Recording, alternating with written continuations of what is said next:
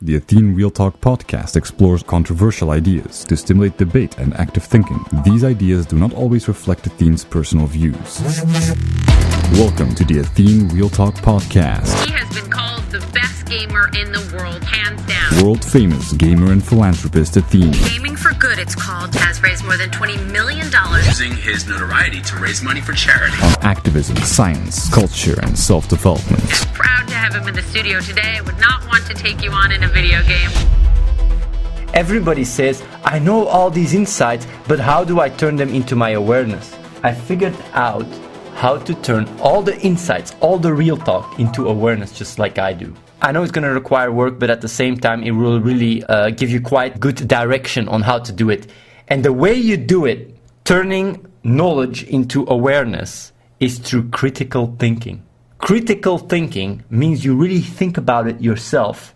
You try to, balance it, figure out where the flaws are, and really try to understand it from your own subjective reference frame. Because a lot of the time when I talk about stuff, you guys just look at it, you listen to it, you just treat it as information. You don't think about it critically. And the reason why I'm mentioning it is because there's a guy here, Fabio. We just had a good talk, and he said that it is only when he started really critical thinking about also himself that he started realizing how much flaws he has and how much he can adopt. And the problem is most people that are watching the stream, you guys do not critical think. You guys just don't do it. You guys just adopt ideas. I say something, it sounds interesting, and you go like, okay, that's interesting, but you don't really truly think about it. You don't try and criticize it, or you don't try to understand it. And that is the problem. That's why it just stays there. You basically have all this knowledge around you, but because you don't think critically about it yourself, you do not adopt it and absorb it as part of yourself. So critical thinking is what bridges knowledge into awareness. It's to critical think yourself. It's about being able to take the insight and relate to it from an experience level, but it goes even further. The best thing you guys can do is all the insights you hear, right, on the Real Talk, is to write them down in your own words. Write them down into your own words and figure out, does this make sense, what I'm writing down? Think about it. Like all the insights that I've talked about, go through it and write them down in your own words. Not in my words, in your own. And try to figure out if it goes in conflict with what you think. And if it is, why? Is it flawed? Is it not flawed? That's how you critical think. And that is what will allow you to grow tremendously. What Fabio told me, like earlier today, he said he wrote his entire life down yesterday, and why he made certain decisions and how he felt a certain way. And he said that certain times it caused a lot of anxiety and fear. It was threatening to admit to himself why he did certain things. And it was because of an ex-girl and because of past experiences and such. But he wrote it all down, and by doing it, he started realizing that he was living a life based on that script. And he said, like, if it wasn't for the making sense, and if it wasn't for me talking to him yesterday saying you don't need experience in order to be able to absorb insights, he started realizing, okay, if you can't do it through rationality, let me just write it down and try it.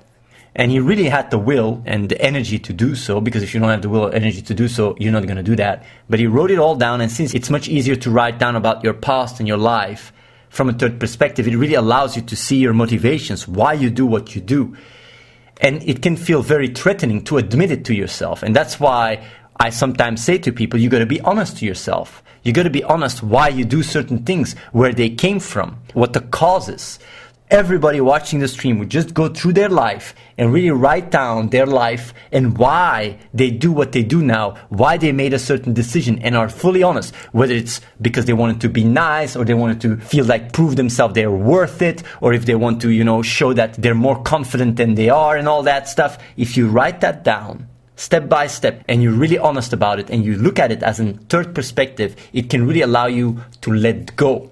Of course, the problem with that is it will cause a vacuum. Definitely when you never have critical think. If you don't think critically for yourself, and you've only your entire life been adopting beliefs and ideas from your outside, from your environment, then you feel so scared. You go like, what now? What now? Well, what now is you can start building a framework using your own critical thinking and your own reasoning that is much more structured and much more in line with what you are. That's when you start aligning your self-image with your true self. Before, you just had that identity that was created by your environment or by your experiences without being so much part of the equation. You just went through it very impulsively. But by writing it down and seeing all the flaws and stuff and just letting that go, you allow yourself to be able to start from scratch and really start building a framework that is much more consistent, much more logical, and much more solid. The problem though is, and I say it again, is we have the tendency to feel threatened. We have the tendency to push that away. We don't want to see it. We don't want to confront ourselves with our own inner fears. We don't want to always see that. And that's why having some level of emotional intelligence is quite important in order to be able to even go through that process. Because a lot of people can't even see it. I can explain it now.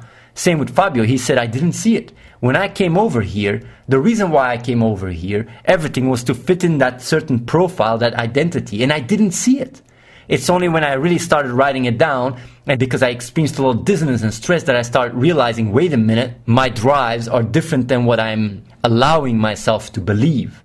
And that's why it's important to not lie to yourself. And the funny thing is, this is just a little gimmick, but you could almost think if you have your brain and you have a certain neural network that is responsible for a certain belief that is flawed, your identity, these neurons are literally fighting to stay alive when another threatening idea comes. These neurons that are also on a certain level cognitive capable are literally fighting to stay alive, because if they don't get neural activity anymore, their neural pathways start shrinking, and even at a later stage, the neurons just die. So literally your identity dies. Sounds quite crazy. On a neural level, your identity in a sense dies.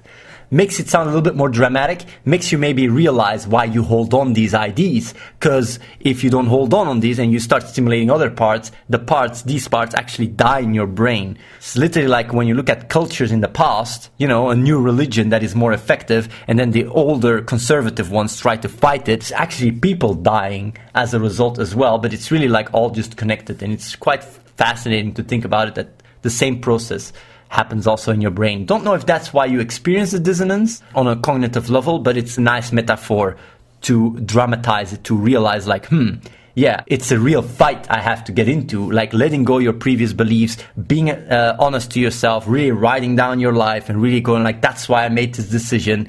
And that's why I made that decision. I also had a talk with Katarina, and she was also a bit scattered because she started realizing a lot of what she did was because of safety. On a fundamental level, she just realized that she couldn't fall back on herself. And she always tried to get safety from the environment. And that's because on a fundamental level, she has low self-esteem, because she doesn't have the confidence she can take care of herself. And that's why she wanted to get a lot of knowledge or all these things to be able to fall back more on herself. And it's very interesting to be able to analyze yourself, analyze your drives, and understand why you do what you do. And it's also very fascinating to understand that if you go about it in a way using critical thinking, that you create a very strong structured layer that allows you more easily to fall back on. And when I say structured and logical, I obviously talk about a structure and a way of going about it that makes more sense. Of course, that fluctuates, but either way, it's a process you go through gathering knowledge, thinking rationally and such. And it's basically aligning that self-image, that intellectual self-image with your true self. And if I want to define the true self, it's the reality of what is. That's simple. The reality of what is.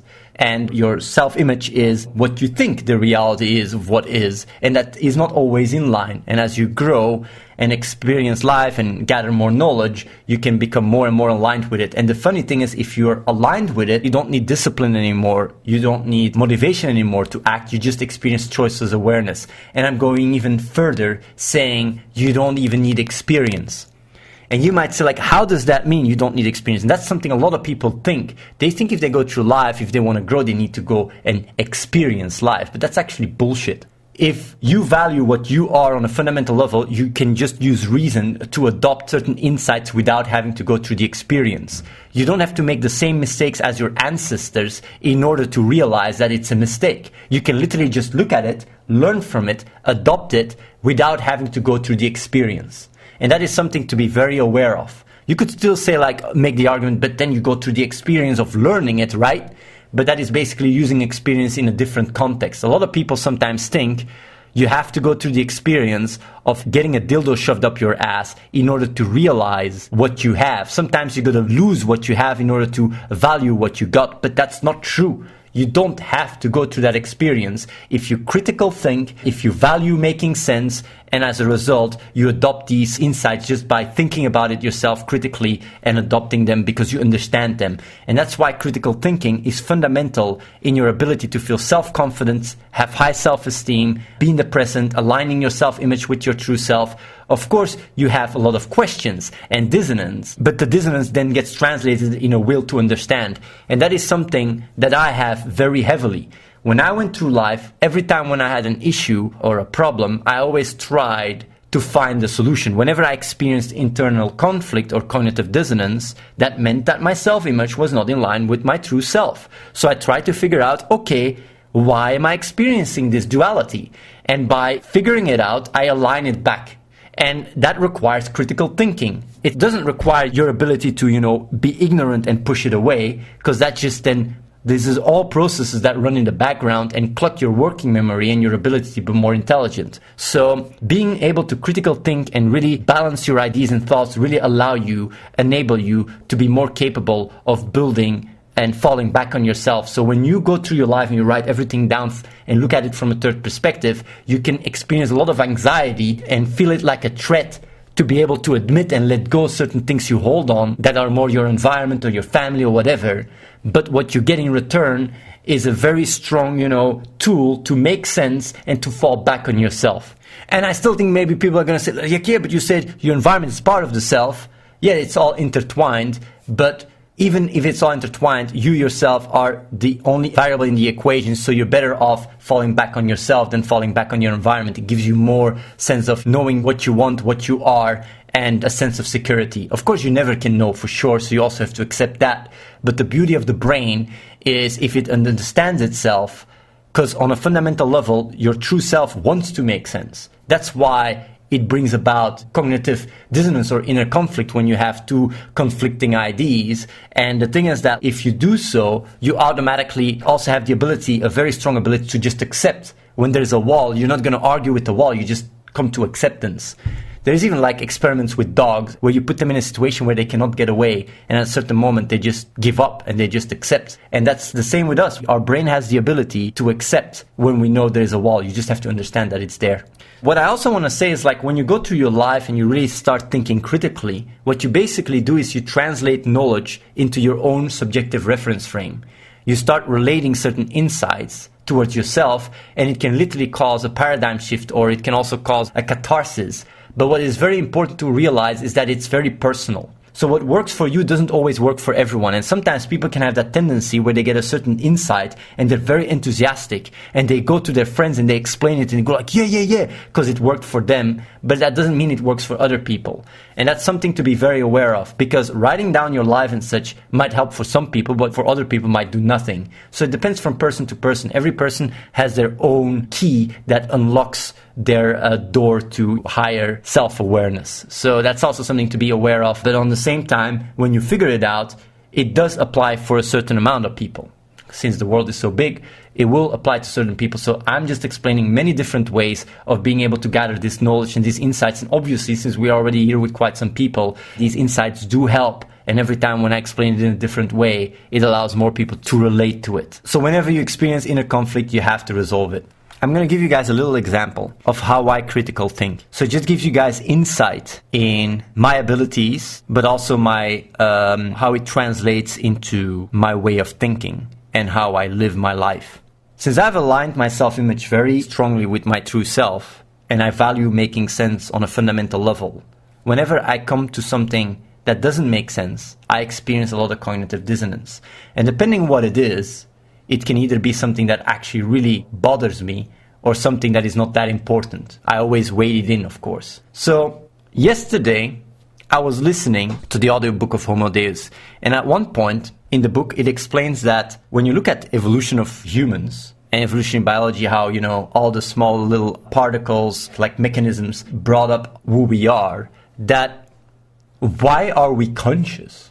Because the book says, and not just the book, but also in the scientific community and even the philosophy community. And it's actually quite a well-spread idea or thought. Like, why do we experience consciousness if you could just take away consciousness out of the equation and everything would still work? Of course, we don't know how the brain works, and therefore, that sounds very plausible. So like our existence itself, if everything would still work even without us experiencing it, why do we experience it in the first place? We might just as well be machines and robots running around. What if everybody else is just a simulation and you're the only one that experience? For all you know, you don't know. But even experience itself, why do you even experience? Is it even something that is required to exist? Because everything would work automatically.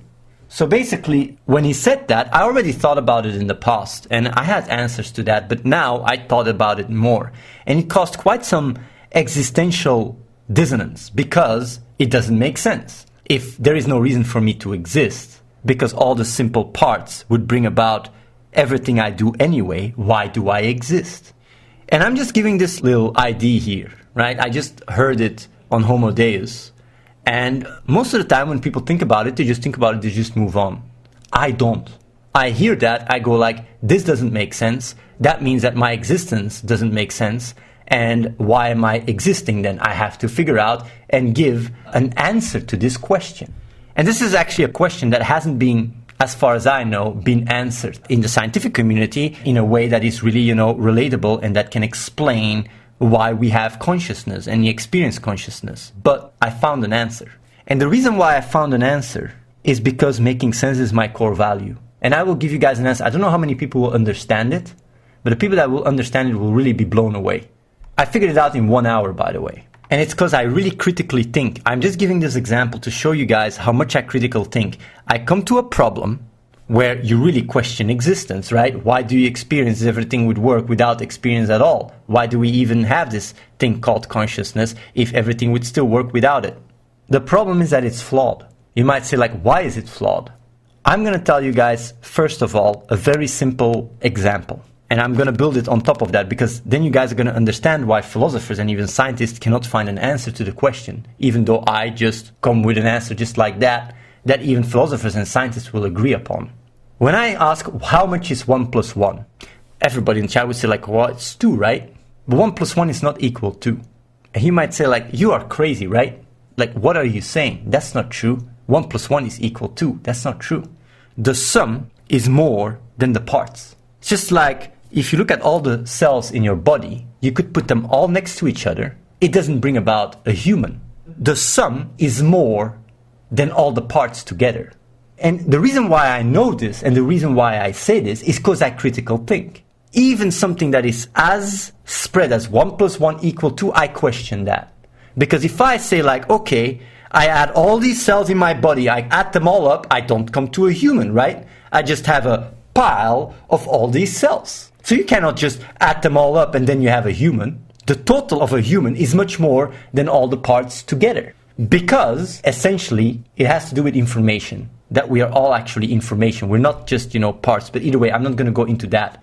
If you understand that the sum is more than the parts, you can't just look at all the mechanics in your body from an evolutionary perspective and say, you have all these mechanics working, therefore we would do everything without the sum being part of the equation.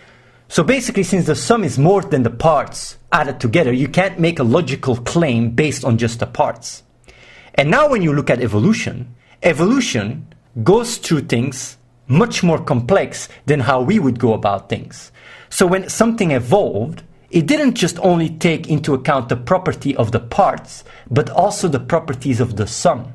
And the sum, which is us and our consciousness, is something that has been able to evolve because through natural selection, if you could give an added value to the property of the sum of all the cells or whatever, then that can also give a beneficial additional survivability on top of all the mechanisms. To give you a more relatable example, if you would look at the internet is not self-aware. But imagine now that the internet would not be the result of humans, but would be the result of a lot of internets evolving. If you'd have trillions and trillions of internets evolving, the internet that would be self-aware would thrive above all the other internets. Because that sum would have, an additional property that benefits all the parts.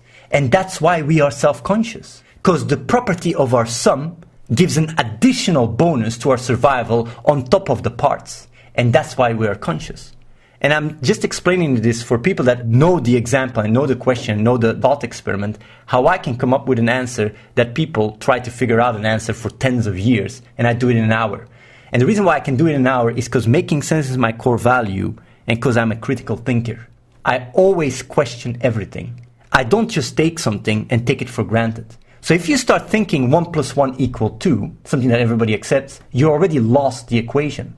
You will never be able to answer this problem because you have to know that the sum is more than the parts added.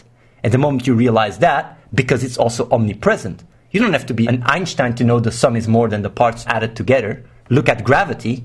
If you look at all the electrons or all the quantum particles, you wouldn't think gravity exists. It's something that only emerges when you add more and more together. And that's the thing. If you start thinking and looking at the world for what it is through your own skeptical lens, you start making connections that people have taken for granted and didn't think about for decennia, if not millennia. And that is exactly the reason why the scientific revolution has caused such a big growth and exponential growth in us evolving, because we thought we knew it all. It's only when we accepted we were ignorant that we started growing exponentially. And still today, a lot of people think we know it all. They don't question things that are given to them. They just take everything for granted and eat it up. And that is the power of being able to critical think and to have making sense as a core value. I'm just giving it as an illustration because when I heard it yesterday, before I fell asleep, I experienced so much existential anxiety and stress because of the idea, if existence doesn't make sense, why do I exist? And because I want to make sense, I just can't. Like, I really went to bed very stressed. So when I woke up during the sleep, maybe I made already connections. I said, like, I'm going to tackle this problem because it's causing too much inner conflict. In 1 hour, I tackled it. And I do that with everything. Whenever I experience inner conflict, I have to solve it. I don't just go like, this is a problem that nobody has found an answer for hundreds of years. Who am I to find an answer? I don't think that. I see this problem, I'm going to solve it. I'm going to give you guys another one. Because the problem there, in that situation, is the subjective reference frame.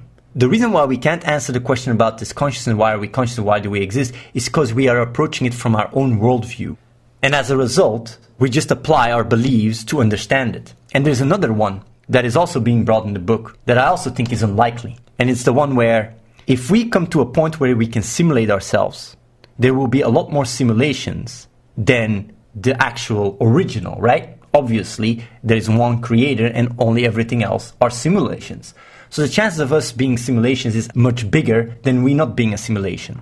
It's something you can't argue with if you look at it from a subjective reference frame. This is even what Elon Musk says, by the way. But it is, in my opinion, flawed. And you might wonder, like, but how is this flawed? It's because when we come and think about us simulating ourselves or simulating consciousness, we think from a three-dimensional point of view. But if we evolve exponentially, we might be able to even harness time and space. That's even more likely than unlikely. That if we exponentially grow, we will be able to harness time and space. And if you take time and space out of the equation, then the idea of simulating things into the future makes no sense. And if that is the case, that would mean that maybe intelligent life is already all around us.